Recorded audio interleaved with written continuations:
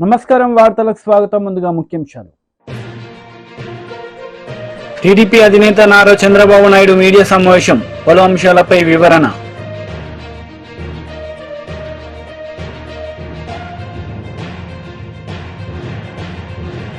Bus యాత్రను నిర్వహించిన మాజీ ముఖ్యమంత్రి కేసీఆర్, బీజేపీకి కాంగ్రెస్ కి ఓటు వేసే ముందు ఒక్కసారి ఆలోచించుకోవాలని ప్రజలకు విజ్ఞప్తి.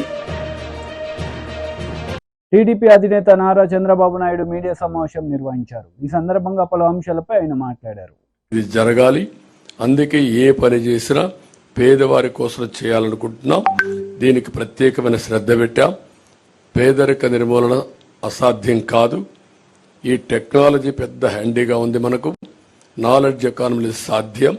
ఇది చేయడం కోసం అందుకే మేము తీసుకున్నది కూడా మీరు చూస్తే కాంప్రహెన్సివ్గా తీసుకున్నాం. ఇక్కడ కూడా మీరు గుర్తుపెట్టుకోవాల్సింది 2047 చాలా మందికి అనుమానం ఉంది. ఎట్లా చేస్తారని చెప్పి మాట్లాడుతున్నారు మా క్రిటిక్స్ అందరూ.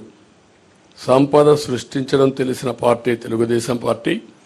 ఆ సంపద సృష్టి కూడా ఆటోమేటిక్గా ఏదైతే ఉందో ఒక ఎకో సిస్టమ్ క్రియేట్ చేస్తే డెస్ట్రాయ్ చేయకపోతే కంటిన్యూగా ముందుకు పోయే పరిస్థితి వస్తుంది. దానికి ఒక నిదర్శనం ఒక హైదరాబాద్, లేకుంటే ఐటీ రంగం, అలాంటివన్నీ చేసి ముందుకెళ్తాం.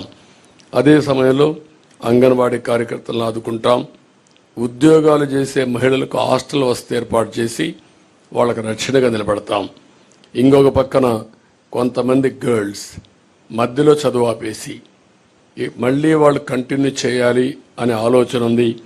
అలాంటి వారికి కళలకు రెక్కలనే పథకం కింద ఇంట్రెస్ట్ ఫ్రీ లోన్ ఎంతైనా కానీ ఇచ్చి వాళ్ళని పైకి తీసుకొచ్చే బాధ్యత, వాళ్ళు సెటిల్ అయిన తర్వాత ఆ డబ్బులు తిరిగి కట్టే బాధ్యత, అది కూడా వడ్డీ లేకుండా కట్టే బాధ్యత తీసుకొస్తాం. పండుగ కానుకలు, పెళ్లి కానుకలు నేను కొన్ని దీంట్లో పెట్టకపోయినా అన్నా క్యాంటీన్ ఇవన్నీ కూడా పునరుద్ధరిస్తాం. మళ్ళీ పేదవాళ్ళకు అండగా ఉంటాం. ఈ ప్రభుత్వంలో ఉద్యోగస్తులు చాలా నష్టపోయారు. వ్యవస్థ చిన్నాభిన్నం అయిపోయింది. వ్యక్తులు కూడా ఆ ఉద్యోగాలను చేసే వాళ్ళందరూ వ్యవస్థలు డెస్ట్రాయ్ అయినాయి. వ్యవస్థలు నిర్వీర్యం అయిపోయినాయి. నిధులు లేకుండా ఒక పక్క, భయపెట్టే ఒక పక్క, అస్తవ్యస్తమైనటువంటి విధానాలు, వీటన్నిటిలో దెబ్బతిన్నారు. రెండోది వాళ్ళు కూడా చాలా నిరాశ నిస్పృహల మధ్యలో ఉన్నారు. ఒక మాటలో చెప్పాలంటే సమాజం మొత్తం దెబ్బతిన్నప్పటికీ ఉద్యోగస్తులైతే నిర్వీర్యం అయిపోయారు. వారి నమ్మకాన్ని కోల్పోయే పరిస్థితికి వచ్చారు. ప్రభుత్వంలో ఎప్పుడు ఉద్యోగస్తుల మొరేల్ బాగుంటే వారే సంపద సృష్టించాలి, వారే సేవలు అందించాలి, వారి వల్ల కూడా ప్రగతి జరగాలి. మేము పాలిటీషియన్స్ పాలసీలు నిర్ణయిస్తాం, దాన్ని ఎగ్జిక్యూట్ చేసేది సమర్థవంతంగా ఉద్యోగస్తులు చేయాల్సిన అవసరం ఉంది. ఒక్క ఎగ్జాంపుల్ మీరు చూస్తే ఉపాధ్యాయులు ఎంత నిర్వీర్యమైపోయారంటే, ఒకప్పుడు మోస్ట్ రెస్పెక్టెడ్ కమ్యూనిటీ ఉపాధ్యాయుడు, తల్లి తండ్రి, తర్వాత గురువు, తర్వాత దైవం. అలాంటి ఉపాధ్యాయుడి నిస్సహాయ స్థితి, ఏం చెప్పుకోలేని పరిస్థితి. కడాన మద్యం షాపుల్లో కాపలాకు పెడితే అది కూడా నోరిప్పి చెప్పలేని పరిస్థితి. చెప్పితే కేసులు పెట్టడం. కనీసం వాళ్ళ రైట్స్ కోసం ఎప్పుడు కూడా ప్రజాస్వామ్యంలో ప్రజాస్వామ్య హక్కుల కోసం మాట్లాడే వ్యక్తులు ఇంటలెక్చువల్ కమ్యూనిటీ టీచర్స్. అలాంటి టీచర్స్ నోరిప్పలేని పరిస్థితి తీసుకొచ్చారు.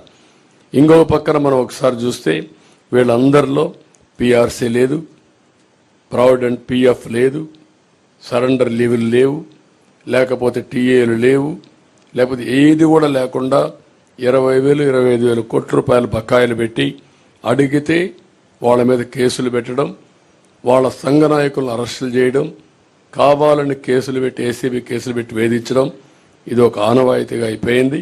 అందుకని మళ్ళా వాళ్ళ యొక్క ఆత్మ విశ్వాసాన్ని పెంచుతాం, ఆత్మ గౌరవాన్ని పెంచుతాం. ఆ విధంగా పీఆర్సీ ఇవ్వడం కానీ, పీఆర్సీ వచ్చే లోపల ఇంటీరియం రిలీఫ్ కూడా ఇస్తాం.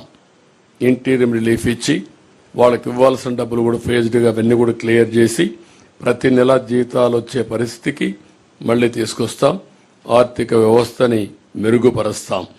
అదే మరిగా ఏదైతే సిపిఎస్ ఉందో ఆ సిపిఎస్ను కూడా సమీక్ష చేసి ఏ విధంగా దీన్ని చేస్తే పరిష్కార మార్గం సరైన మార్గం చూపించగలుగుతామో దానికి కూడా ఒక సమస్య పరిష్కారం కోసం కృషి చేస్తాం.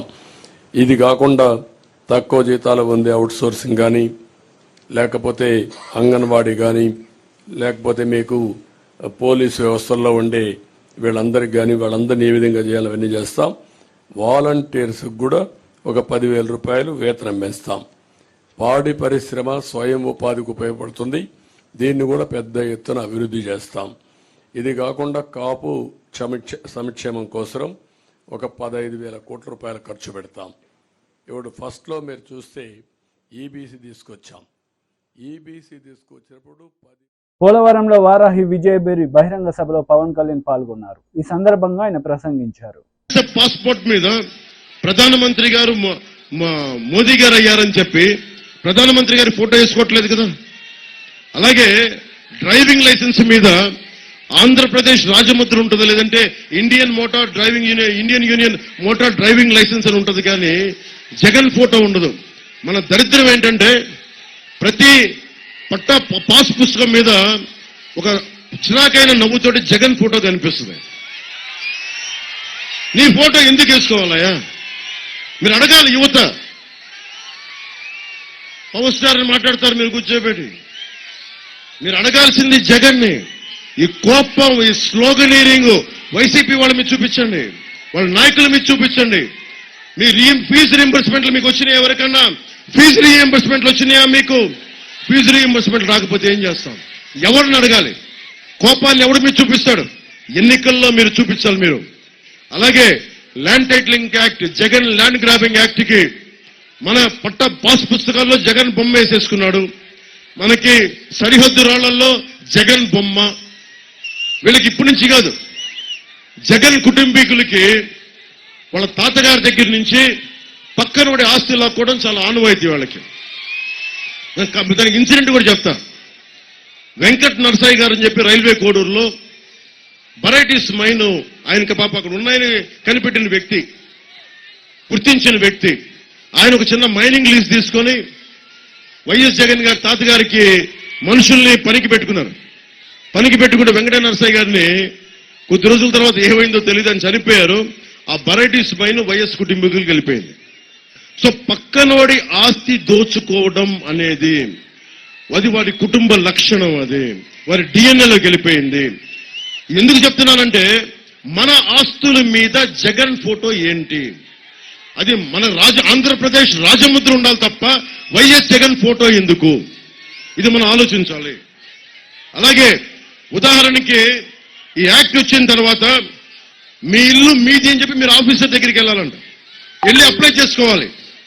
మళ్ళీ ఓకే అని పెట్టకపోతే మళ్ళీ సంతకం మళ్ళీ గుర్తించరు. పోనీ మీరు కొంతకాలం వేరే ఊరు వెళ్ళారనుకుందాం, వైసీపీ నుంచో వాళ్ళ నాయకులు సజ్జల రామకృష్ణారెడ్డి గారు కానీ మిథున్ రెడ్డి గారు కానీ వాళ్ళ మనుషులు మీ ఇల్లు ఆక్రమించేశారనుకో, అని ఆక్రమించేస్తారు. జనరల్ గా అలా కబ్జా పెడితే మనం వెళ్ళి పోలీస్ స్టేషన్కి వెళ్ళాలి, ఆ తర్వాత కోర్టులకు వెళ్ళాలి. ఇప్పుడు మన కోర్టులకు వెళ్ళడానికి లేదు. ఎక్కడికి వెళ్ళాలి? వెళ్ళి కోర్టుకి వెళ్ళి ఆప్షన్ తీసేశారు. కోర్టుకి వెళ్ళకూడదంట, వెళ్ళి అధికారుల దగ్గరికి వెళ్ళాలంట. అధికారులు వాళ్ళ మనుషులైతే మన మాట ఎవడంటాడు? ఈరోజు చూశారు కదా, చిన్నపాటి పని చేసుకోవాలంటే వాళ్ళ అధికారులు చెప్పకపోతే మన మాట వింటల్లా. అలాంటిది మన మాట ఎవరింటారు? వెళ్ళి వాళ్ళ చెంచా వాళ్ళ కింద పనిచేసే ఆఫీసర్ దగ్గరికి వెళ్ళాలి. వాళ్ళ కొత్త రూల్ ప్రకారం మన ఆస్తులకి డాక్యుమెంట్స్ ఉండవు, ఒరిజినల్స్ అన్ని వాళ్ళ దగ్గర ఉంటాయంట. కేవలం జెరాక్సే మన దగ్గర పెడతారంట. ఈ జెరాక్స్ ఇచ్చి వీళ్ళు ఏమైనా చేయొచ్చు. దున్నేవాడిది భూమి. రాంబాబు గారిని అడగండి, వామపక్ష ఉద్యమాల్లో తిరిగి మనం అర్థం చేసుకున్న వ్యక్తి. దున్నేవాడిదే భూమి, దున్నేవాడిదే భూమి అని ఒక వామపక్షం ఒక స్లోగన్, అది నినాదం. కానీ ఇక్కడ దున్నన ప్రతి భూమి వైఎస్ జగన్ అయిపోతారు. పొద్దున భవిష్యత్తులో ల్యాండ్ గ్రాబింగ్ యాక్ట్ వస్తాయి. ఉండని ప్రతి ఇల్లు వైసీపీ నాయకులది అయిపోతాయి. దున్నే ప్రతి భూమిని తాకట్టు పెట్టేస్తారు, ఉండే ప్రతి ఇల్లుని తాకట్టు పెట్టేస్తారు. మన ఆస్తుల మీద మనకి హక్కు లేకుండా చేస్తున్నారు. ఇక్కడ ఆడబిడ్డలు ఉన్నారు, మీ బిడ్డలకి ఎవరైనా పెళ్లి చేయాలంటే మీరు కూర్చొని పసుపు కుంకాల కింద స్టాంప్ పేపర్లు ఇస్తాం. వచ్చిన అల్లుడికి రేపొద్దున ఎక్కడ ఏమి ఇస్తాం? జెరాక్స్ ఫోటోలు ఇస్తే మనకి తీసుకుంటారా? ఒకసారి ఆలోచించండి. ఇవన్నీ జెరాక్స్ ఇస్తే పెళ్లిళ్ళు జరుగుతాయా? రేపొద్దున కష్టం వచ్చింది, బ్యాంకులు ఒరిజినల్ స్టేట్మెంట్స్ అడుగుతాయి. దానికి ఎవరిని దానికి ఏం వివరణ ఇచ్చారు వైసీపీ వాళ్ళు? రేపొద్దున కష్టం వచ్చింది, పక్కడికి వెళ్ళి మనం కూర్చోబెట్టి తనఖా పెట్టాలి అంటే, వడ్డీ వ్యాపారి దగ్గరికి వెళ్ళాలి అంటే, మనం తెలిసిన వాడి దగ్గరికి వెళ్ళాలంటే ఒరిజినల్ డాక్యుమెంట్స్ అడుగుతారు. ఒరిజినల్ డాక్యుమెంట్స్ లేకుండా ఫోటో స్టాట్ ఇస్తారంటే ఎవరు తీసుకుంటారు? సో దీన్ని దృష్టిలో పెట్టుకొని ఇది ఒక అరాచక ప్రభుత్వం. ఇది 5 సంవత్సరాలు విధ్వంసం క్రియేట్ చేశారు. కేసీఆర్ బస్సు యాత్ర నిర్వహించారు. బీజేపీ కాంగ్రెస్ కు ఓటు వేసే ముందు ఒక్కసారి ఆలోచించి ఓటు వేయాలని కోరారు. సిద్ధంగా ఉండాలి. గిరిజనుల కోసం ప్రత్యేక గురుకులాలు పెట్టినాం, మైనార్టీల కోసం ప్రత్యేక గురుకులాలు పెట్టినాం, బీసీల కోసం ఎస్సీల కోసం 1100 గురుకుల పాఠశాలలు పెట్టి వాళ్ళ బతుకులు బాగుపడాలని ప్రయత్నం చేసినాం. అక్కడ చదువుకున్న పిల్లలు బ్రహ్మాండంగా IIT, ITF, IIM, MBBS, IAS పరీక్షలకు కూడా పోతా ఉన్నారు. మంచి ఫలితాలు తెస్తా ఉన్నారు. ఈరోజు తెలంగాణ రాష్ట్రంలో నేను ముఖ్యమంత్రిగా ఉన్నప్పుడు ఓవర్సీస్ స్కాలర్షిప్ దళిత బిడ్డలకు, గిరిజన బిడ్డలకు, ముస్లిం మైనారిటీలకు అందరికీ కూడా 20 లక్షల స్కాలర్షిప్ ఇచ్చినాం. ఈరోజు 20 లక్షల స్కాలర్షిప్ ఇస్తున్నారా? ఓవర్సీస్ స్కాలర్షిప్ ఇస్తున్నారా? ఫీజు రియంబర్స్మెంట్ ఇస్తున్నారా? మరి ఏం చేస్తున్నారు? డబ్బులు ప్రభుత్వం ఏం చేస్తా ఉంది? దయచేసి మీరు ఆలోచన చేయాలి. గిరిజనుల కోసం చరిత్రలోనే ఎప్పుడు లేనటువంటి బంజారా హిల్స్లో బంజారాల కోసం బంజారా భవన్ గాని, కుమరం భీం పేరు మీద ఆదివాసీ భవన్ గాని కట్టినాం. ఎప్పుడైనా ఏ ప్రభుత్వం అన్నా కట్టిందా? కోట్ల రూపాయలు పెట్టి గిరిజన బిడ్డల కోసం రాజధాని నడిబొడ్డున 75 సంవత్సరాల స్వాతంత్రంలో మొదటిసారిగా బ్రహ్మాండంగా మీకు గిరిజన భవనాలు కట్టించినాం. మీ అందరూ కూడా ఒక ఆలోచన చేయాలి. కరెంటు కాట కలిసింది,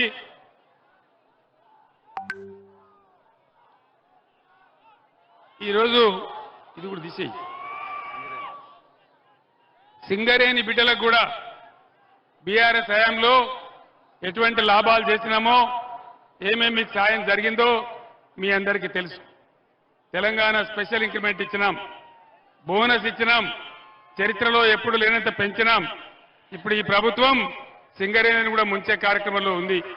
ఎందుకంటే మీ అందరికీ తెలుసు, ఈనాడున్న ముఖ్యమంత్రి చోటేబాయ్ నరేంద్ర మోడీ బడేబాయ్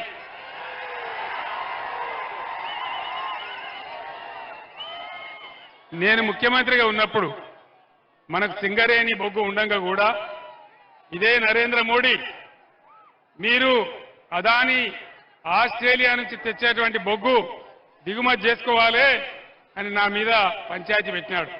నేను ఆ రోజు చెప్పిన, మాకే సింగరేణి ఉంది, మాకే బొగ్గు ఉంది, నీ ఆస్ట్రేలియా బొగ్గు మాకెందుకని చెప్పి ఎట్టి పరిస్థితులలో 1 టన్ను కూడా కొనమని చెప్పి నేను చెప్పినాను. సింగరేణిని కాపాడడానికి ప్రయత్నం చేసినాం. మరి దయచేసి మీరు ఆలోచన చేయాలి. ఈరోజు ఏది కూడా జరగల. రైతు బంధు రాలే, కరెంటు రాలే, రుణమాఫీ కాలే, అన్ని హామీలు కూడా అరచేతిలో వైకుంఠం చూపించి గోల్మాల్ చేసి గద్దెకెక్కిన కాంగ్రెస్ ప్రభుత్వం ఘోరమైనటువంటి పనులు చేస్తూ ఉంది. జిల్లాలను కూడా తీసేస్తా అంటా ఉన్నారు. జిల్లాలు ఎందుకు పెట్టినా? మనకు పనిలేక పెట్టినామా? ప్రజలకు పరిపాలన చేరువ కావాలని, అందరికీ అందుబాటులోకి రావాలని కొత్తగూడెం జిల్లా చేయడమే కాదు, బ్రహ్మాండమైన కలెక్టర్ కార్యాలయం కట్టుకున్నాం, అద్భుతమైన కలెక్టరేట్ కట్టుకున్నాం. ఇవన్నీ కూడా తీసేస్తామని మాట్లాడుతూ ఉన్నారు. నరేంద్ర మోడీ బీజేపీ ప్రభుత్వం 10 ఏళ్ల కింద దేశంలో గద్దెకెక్కితే ఒక్క హామీ అన్న నరేంద్ర మోడీ నెరవేర్చండా? బేటీ పడావో బేటీ బచావో ఎక్కడన్నా కనబడ్డదా? అమృత్ కాల్ వచ్చిందా? అచ్చే దిన్ వచ్చిందా? ఇలా ప్రపంచంలో మన రూపాయి వాల్యూ ఎంత?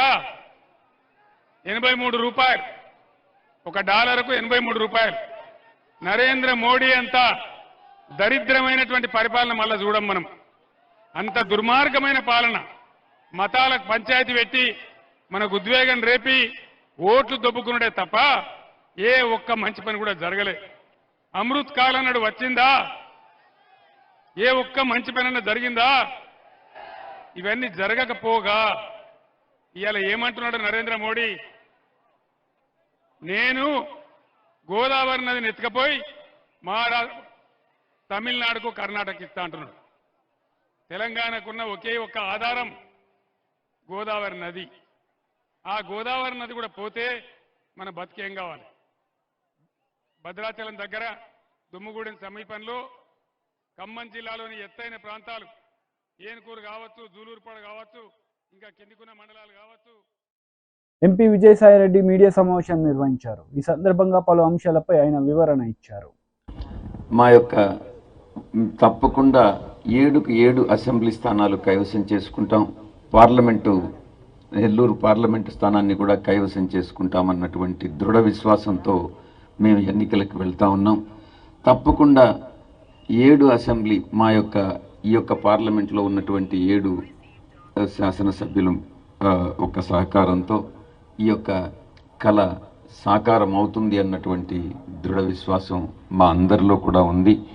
నెల్లూరు ప్రగతికి సంబంధించి లోక్సభ స్థాయిలో మొత్తం 7 అసెంబ్లీ స్థానాలకు సంబంధించి 46 హామీల్ని మీరు ఇప్పుడు పొందుపరిచిన విధంగా చూశారు మేనిఫెస్టోలో.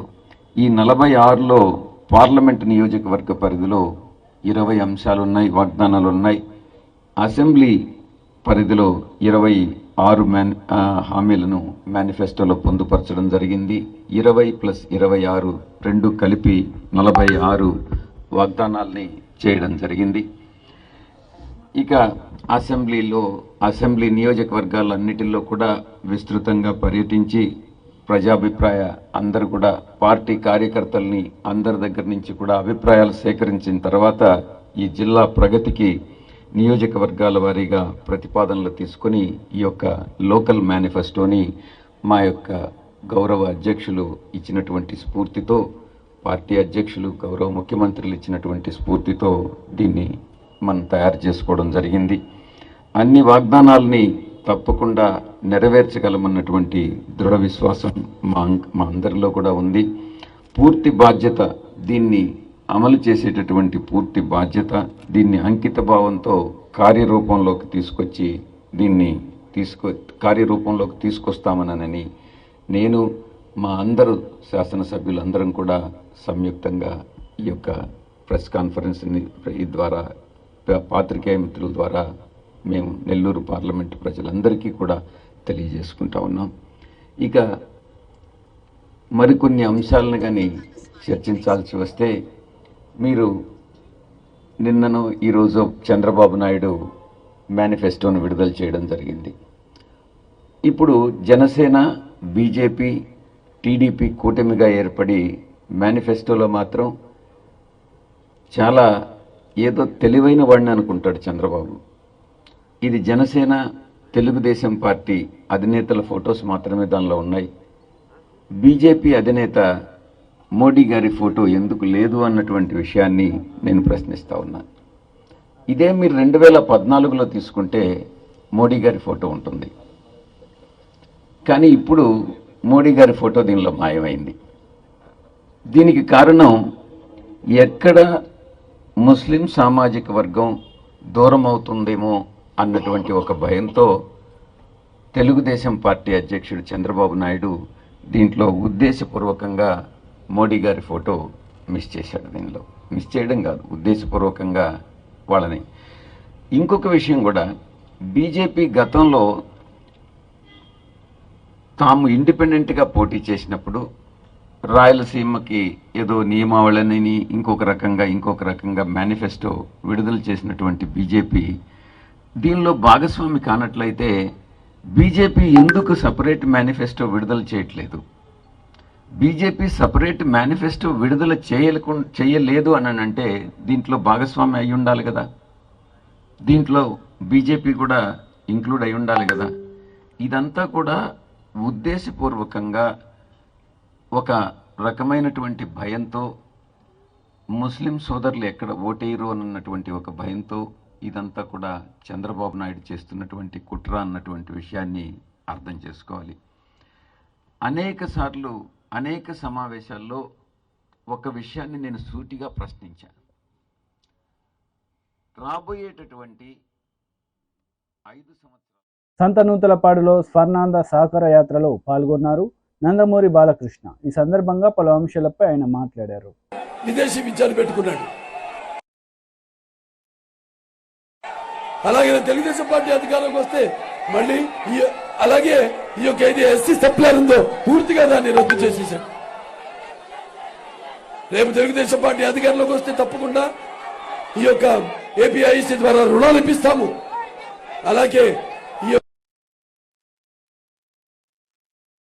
యొక్క బెస్ట్ అవైలబుల్ స్టడీస్ అందరికీ అందుబాటులో ఉంచుతాము. అలాగే ఈ యొక్క సివిల్ సర్వీసెస్ కి వెళ్ళాలనుకునే విద్యార్థులకు వాళ్ళందరికీ కూడా ఉచితంగా శిక్షణ ఇప్పిస్తాము. అలాగే ప్రతి ఎస్సీ పేద కుటుంబానికి 2 ఎకరాలు కొనుగోలు భూమిని కూడా ఇస్తామని మేనిఫెస్టోలో పేర్కొనడం జరిగింది. అలాగే ఏదైతే ఏబిసిడి వర్గీకరణ ఉందో అప్పుడు నాన్నగారు అప్పుడు సర్కారీ కమిషన్ పెట్టి కేఎల్ నారాయణ గారు అప్పుడు రాష్ట్రపతిగా ఉన్నప్పుడు ఆయన ఎన్నో సంస్కరణలు తీసుకురావడం జరిగింది. అంటే ఆర్థికంగా, సామాజికంగా, రాజకీయంగా మిమ్మల్ని అందరినీ పైకి తీసుకురావడం కోసం ఎన్నో సంస్కరణలు తీసుకురావడం జరిగింది. ఈ యొక్క మళ్ళీ ఈ యొక్క ఏబిసిడి వర్గీకరణ చేస్తాం అని మీ అందరికీ సభాముఖంగా తెలియజేసుకుంటున్నాను. అలాగే ఇప్పుడు వాళ్ళు చూస్తున్నాం, ఎన్నో కబుర్లు చెప్పాడు, విద్యార్థులకు అందరికీ హామీ ఇచ్చాడు.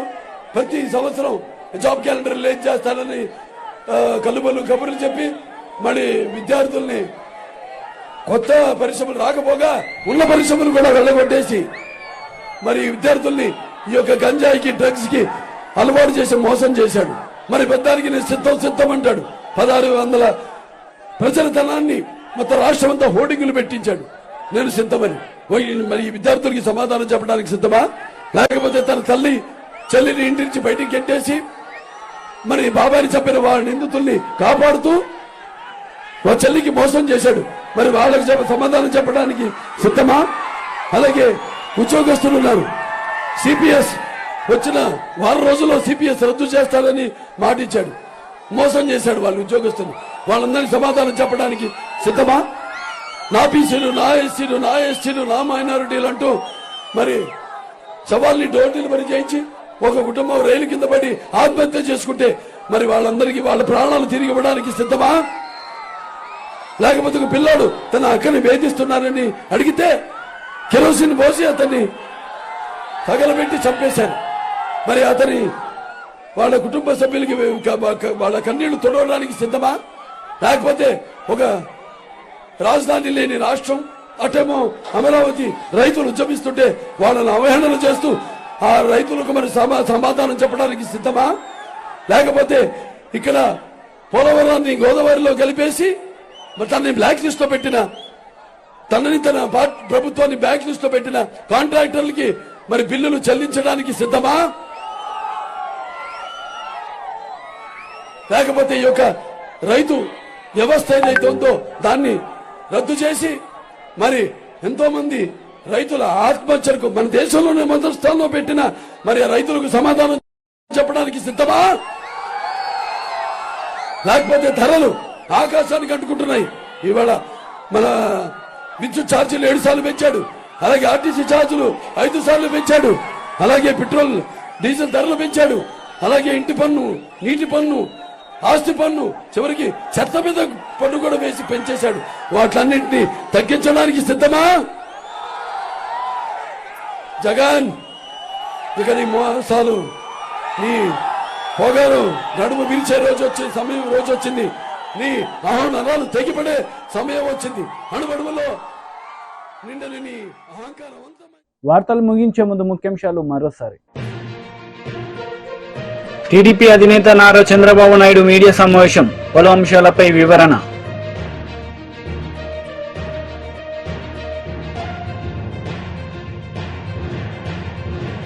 బస్సు యాత్రను నిర్వహించిన మాజీ ముఖ్యమంత్రి కేసీఆర్. బీజేపీకి కాంగ్రెస్ కి ఓటు వేసే ముందు ఒక్కసారి ఆలోచించుకోవాలని ప్రజలకు విజ్ఞప్తి. ఈ వార్తలు ఇంతటితో సమాప్తం. తిరిగి ప్రసారమయ్యే వార్తల్లో మళ్ళీ కలుద్దాం. అంతవరకు సెలవు. నమస్తే.